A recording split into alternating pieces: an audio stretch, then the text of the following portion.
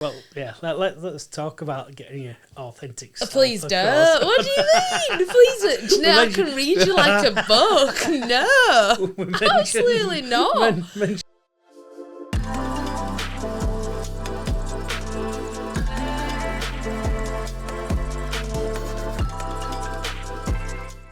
Trade shows.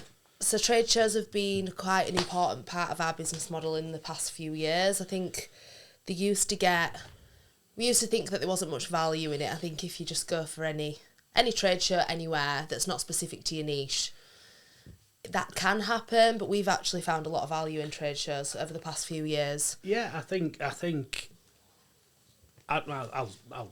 it. I think the trade shows have pretty much changed the direction of our company and how we see the value in showcasing us, our products, the staff that we have, and our values as being something that I'd probably say we stumbled across as well. Yeah. You know, we started. We started with a bad one. We started with a bad one. Well, it was not a learning curve. Successful. No, it was a learning curve, and it was. That's the whole niche. Yeah, absolutely. And what we did find was what was from that one, which you'd probably say wasn't our market when we looked back at it, but the networking that we got from that, talking to the suppliers, talking to sort of like people who probably call friends now that we met at that one particular show, and it gave us, like you say, that learning curve. We soon learned by looking around that, and the contacts that we got regarding sort of like future custom and things like that wasn't quite right for us at that show. But then it just did show that we are good and we are able to sort of like showcase RF in this particular way. It was just a big learning curve, was it? I think when we hit on the Homebuilding Renovation Show, Homebuilding and Renovating Show. There we go. Yeah. I think it's just suited us really well, hasn't it? And feel like it's a really nice experience for us, for people to come meet us that aren't necessarily from Yorkshire, even though people travel to come see us. I think because we've not currently got nationwide showrooms, it's nice for people to be able to come meet us, see who they're working with. Yeah, we've got a couple of brand ambassadors that are down south. So it's nice that when we go there that it's an easy base that we can all meet, and rather than having to commute up and down, I think it's really valuable to host in different parts of the country. Similar to a previous episode that we were talking about the design week, it's like having somewhere where everyone can come to one space that alters throughout the year. Well, you've got like-minded people there, whether they be, like say, the home builders or the residential people who are building things for themselves, or the professionals as well. So you've got a mixture of different people, and you've got the mixture of different products all in one place. It's all like, we sell our products, but then you've got other things there. There's every corner you go around, there's the renewable energy sources type of thing, that heat pumps. Heat pumps, exactly. So that's an example of relationships though. We've made a lifelong friend there. Lifelong friend. Yeah. Mandy, we will get him on. Yeah, we shortly. will. Yeah. Indian Rod Stewart. But, yeah. We'll get him on. But we there's various different things, but what we found is it allows us to showcase us as a company and not just our products. Showcase us as people. Yeah. And I think that's what gets lost in translation sometimes. So social media is super important, like we've already spoken about.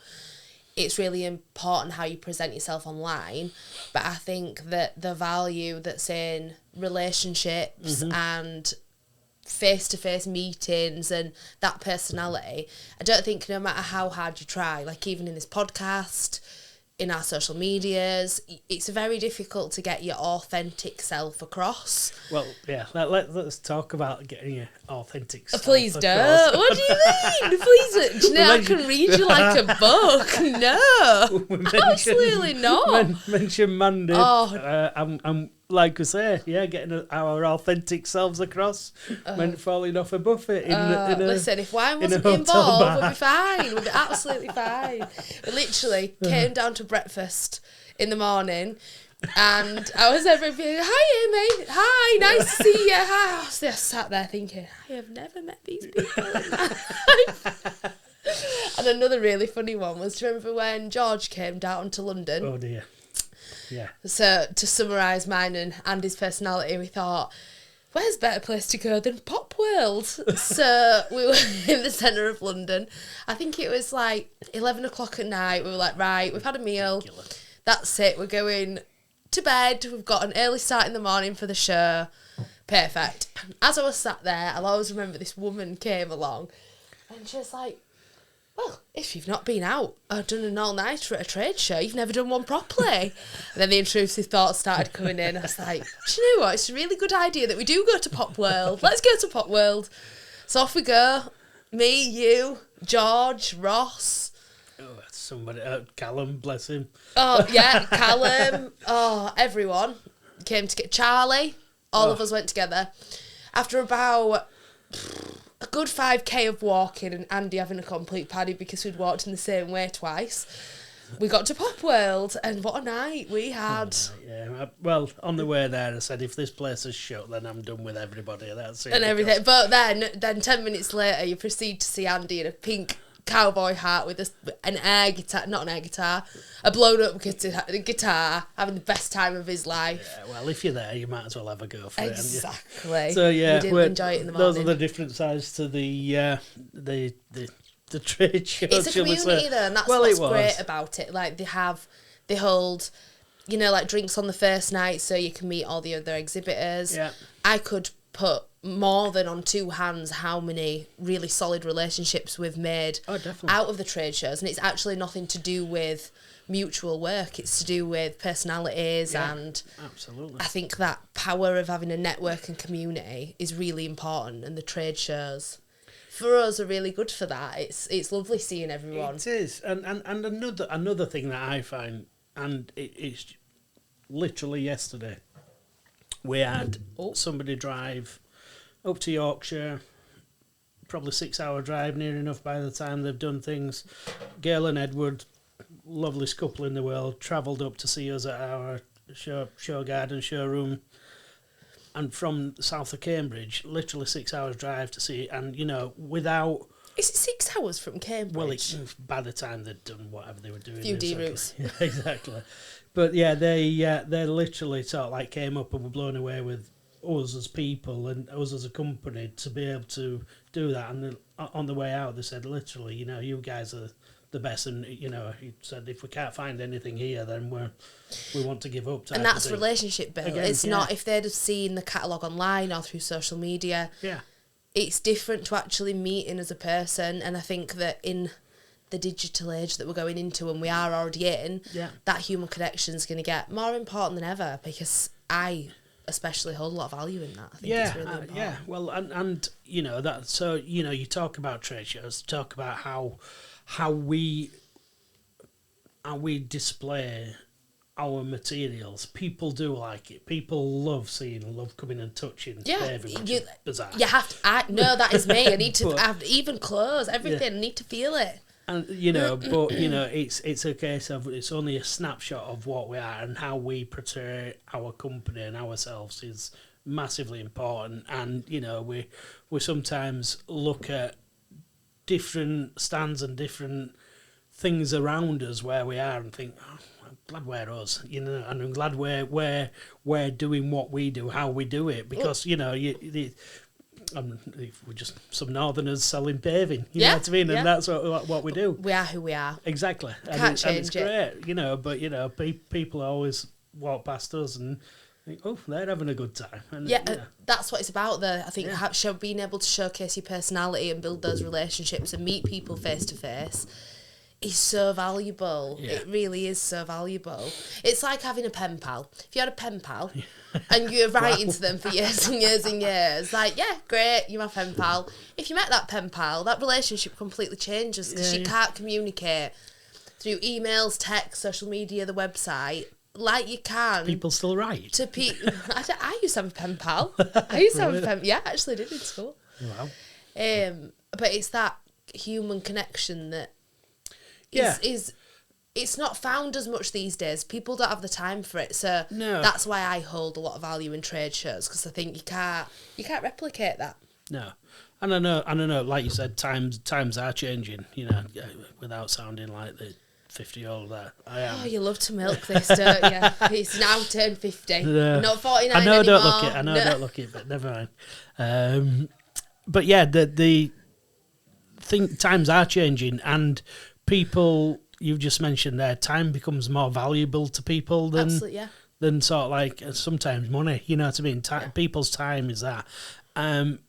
The trade shows allow people to go to one place and pick up so much thing, and that particularly the home building and renovating show, when it's niche, it's brilliant. Absolutely, because if that's another thing, if you're trying to, with what we've been looking at recently, one thing I've learned is, you know, if you are trying to find, it could be anyone, a supplier of something, the internet is very biased, really, through people that are really well established, people that have got authority, not new upcoming ideas.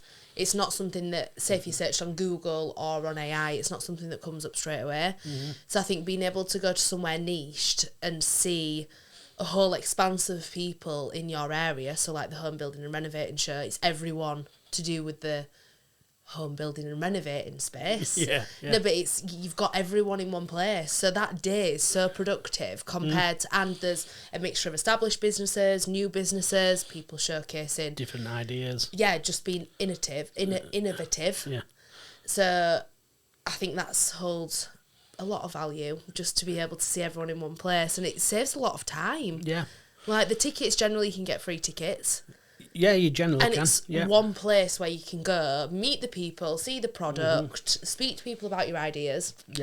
Another thing that's really good about the show that we do is the advice centre. Yeah, absolutely, Where do you get that? No, you don't. It's so valuable. Literally free advice. And, you know, we one of the shows, we were fortunate to have a position pretty much next to the front doors, and the opening of the show. Oh, wow.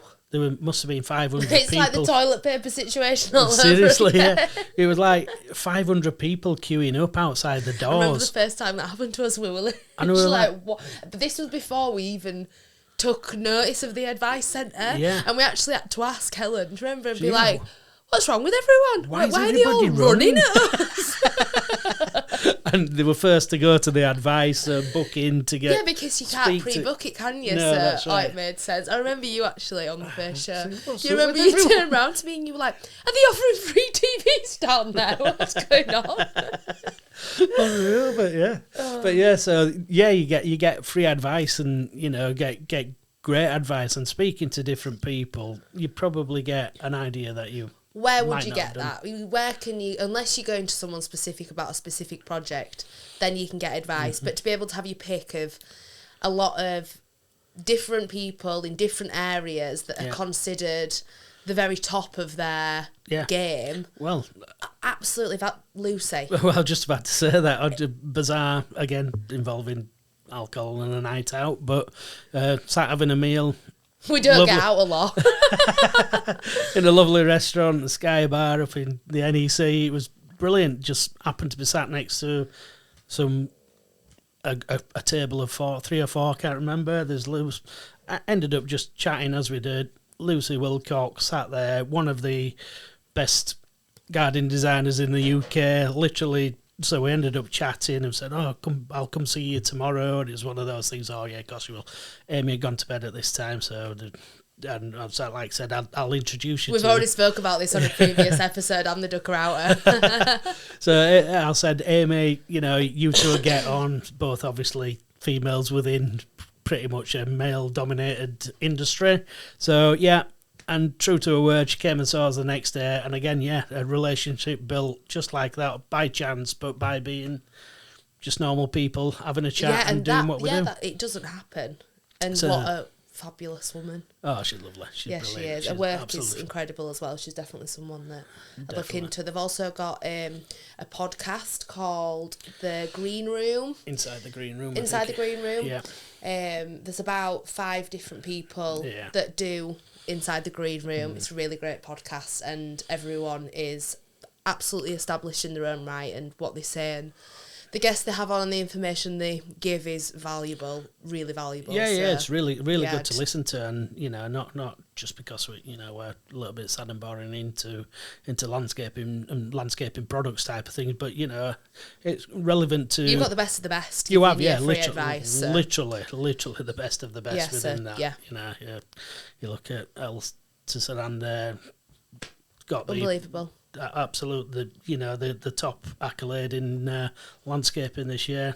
Brilliant, amazing to have that sort of like group of people there, yeah. and to actually just meet them by chance and then as humans again, because if you saw the social media or what other people said, you get it's different than to actually having a relationship with someone. So, yeah, I think to take away from that is.